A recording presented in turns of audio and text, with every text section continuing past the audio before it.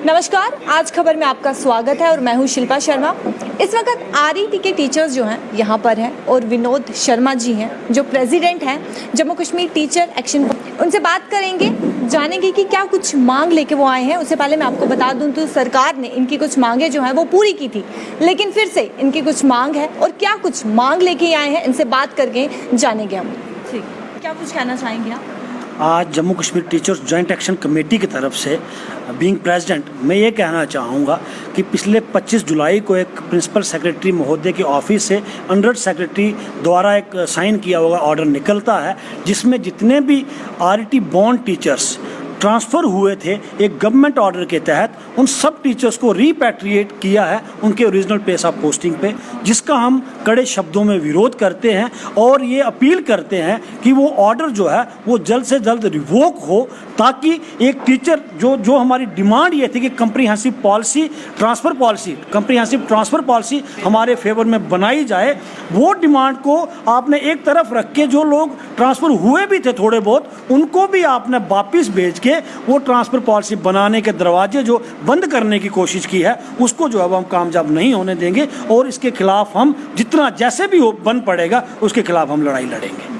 तो क्या कुछ आपका अगला कदम क्या रहेगा अगर ये ट्रांसफ़र पॉलिसी जो है वो नहीं, आपकी जो डिमांड है वो नहीं पूरी की गई जाएगी, तो क्या कुछ अगला हम ये अपील करते हैं आपके माध्यम से एलजी महोदय से और प्रिंसिपल सेक्रेटरी महोदय से कि जो ट्रांसफ़र्स हमारी हुई थी वो ऐसे ही किसी ने घर से नहीं की थी, अपनी मनमानी तरीके से नहीं की थी। एक गवर्नमेंट ऑर्डर जो है वो निकला है, ये मैं आपको दिखाऊंगा 469, ये कैबिनेट डिसीजन के बाद ऑर्डर निकला था और इस ऑर्डर के तहत ये सारी ट्रांसफ़र्स हुई हैं। फिर इस ऑर्डर को एक महीने के बाद लोगों ने चैलेंज किया कोर्ट में, डिपार्टमेंट ने तब इस ऑर्डर को कंटेस्ट किया था, क्योंकि जिन लोगों ने उसके अगेंस्ट कोर्ट में जो लोग गए थे उनके अगेंस्ट डिपार्टमेंट ने हमारे फेवर में ये केस लड़ा, हमने भी लड़ा और डिवीज़न बेंच ने ये फैसला दिया है कि जो आरईटी बॉन्ड टीचर्स हैं after their regularization they can be transferred out, और आप एक डिपार्टमेंट में कोई अलग से एक क्लास नहीं बना सकते हैं। आज इन सारे ऑर्डर्स को दरकिनार करके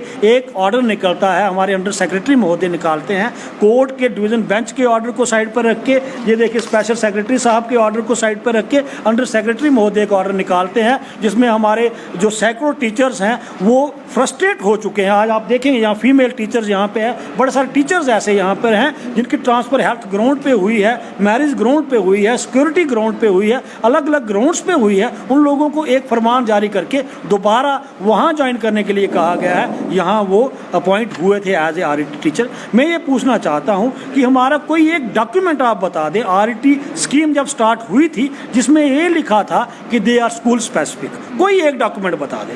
जब 396 जो ऑर्डर निकला था 28 अप्रैल 2000 में, जिसके तहत ये सारी अपॉइंटमेंट्स हुई हैं, उसमें कहीं नहीं लिखा हुआ, उसमें ये लिखा हुआ है कि 5 साल पूरे होने के बाद इन लोगों को जनरल लाइन टीचर बनाया जाएगा।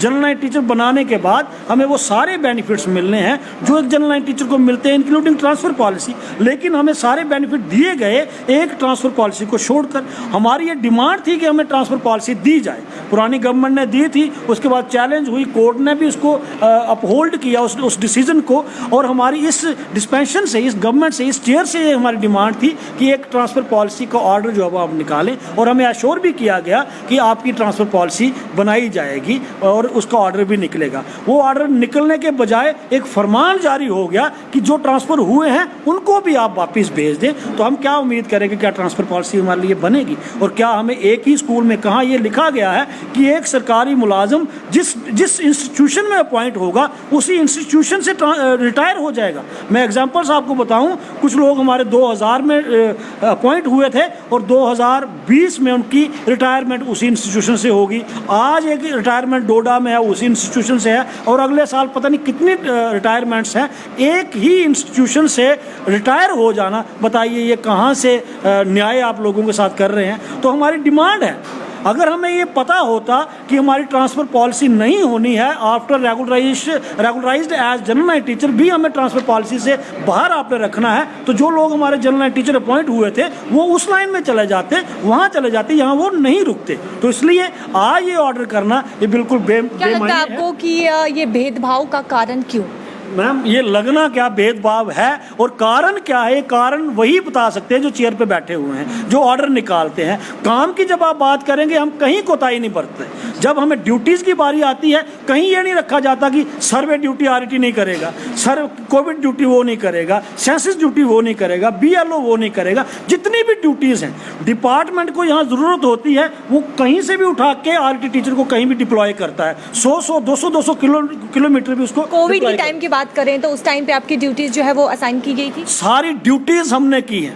90% ड्यूटीज जो है वो टीचर की, आरटी बॉन्ड टीचर ने की है। उसको ये कहा गया आप लोकल हैं। जब एक घर का एक सदस्य दूसरे सदस्य के पास नहीं जाता था तब आरटी टीचर ने जो आरटी रेगुलराइज जनरल टीचर, मैं उसको आरटी टीचर नहीं कहूँगा, वो जनरल टीचर ने एक एक घर में जाके सर्वे किया है, एक एक आदमी का बायोडाटा लिया है कि आप में कोई बीमार तो नहीं है। लखनपुर में वो तो आप छोड़िए, वो जो सर्वे किया है यहाँ जम्मू से उठ के लोगों ने लखनपुर द्वार, जो प्रवेश द्वार है वहाँ पे 3-3 महीने ड्यूटी की है। वहाँ पे जो एंट्रीज वहाँ होती थी, वेरिफिकेशन होती थी। मैं कहता हूँ एक भी टीचर को आपने अप्रिशिएट नहीं किया। अप्रिसिएशन के बजाय आप ह्यूमिलेट कर रहे हैं। मैं कहूँगा ये कहाँ से न्याय है? तो मैं न्याय की गुहार आज लगाना चाहता हूँ एलजी महोदय से और प्रिंसिपल सेक्रेटरी महोदय से ये कहना चाहता हूँ, they are backbone of the department. आज गाँव में आप चले जाएंगे यही लोग स्कूल चला रहे हैं। आज लिटरेसी रेट को बढ़ाने में एक बहुत बड़ा योगदान यहाँ रहा है। आज हमारे बीच में कोऑर्डिनेशन है। हम एक क्लास नहीं बनाना चाहते हैं, क्लास विद इन डिपार्टमेंट नहीं बनाना चाहते हैं। हम ये नहीं चाहते कि एक स्कूल में 4 अध्यापक हैं, 2 कहे मैं अलग हूँ, 2 कहे मैं अलग हूँ। वो एक उनके बीच में एक डिस्क्रिमिनेशन की भावना पैदा ना हो, क्योंकि वो भावना जब पैदा हो गई उसका सीधा का सीधा असर जो है वो बच्चों की पढ़ाई पे पड़ना है। बच्चों की पढ़ाई पे पड़ा तो वो आने वाली हमारी जनरेशन, हमारा फ्यूचर जो है उस पर प्रभाव पड़ना है। तो प्लीज़ और प्लीज़ इसका अपने डिसीजन को, इस ऑर्डर को रिवोक करें, रिकंसिडर करें, ताकि हम लोग जो 2 साल का कोविड का पीरियड रहा है, जो बच्चों की पढ़ाई प्रभावित हुई है, उसको हम कवर अप करना चाहते हैं, कंपनसेट करना चाहते हैं। लेकिन इस तरह से अगर आप हमें फ्रस्ट्रेट करेंगे, दुविधा में डालेंगे, तो हम वो अपना मिशन जो है, वो गवर्नमेंट का मिशन जो है, उसको पूरा हम उस तरीके से नहीं कर पाएंगे जिस तरीके से हम लोग करना चाहते हैं। जिस प्रकार से पहले आपकी मांगे जो है वो सुनी गई थी, तो क्या लगता है आपको ये मांग भी आपकी सुनी जाएगी?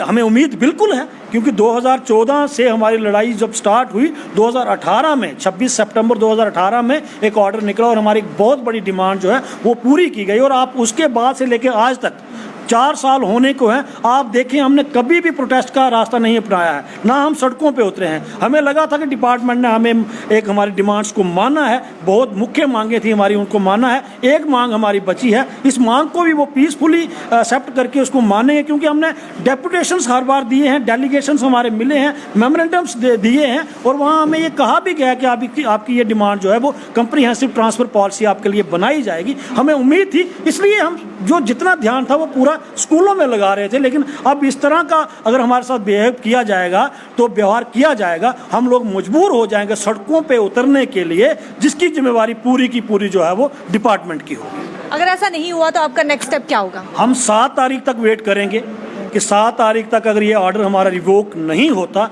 तो 8 तारीख को दोबारा हम एक ये प्रेस वार्ता भी करेंगे, मीटिंग भी करेंगे, और उसमें सिर्फ हम निर्णय नहीं लेंगे, हम प्रोटेस्ट प्रोग्राम्स अनाउंस करेंगे और हमारे सीरीज ऑफ प्रोग्राम्स आपको मिलेंगे और हम लोग आपको आने वाले दिनों में सड़कों पर मिलेंगे। हम आना नहीं चाहते, लेकिन हमें मजबूर किया गया है, जिसकी जिम्मेवारी पूरी की पूरी डिपार्टमेंट की है। उम्मीद पर दुनिया कायम है, और जिस प्रकार से पहले मांग जो है वो पूरी की गई थी, और इनकी अब यही उम्मीद है कि ये मांग जो इनकी है वो भी पूरी की जाए।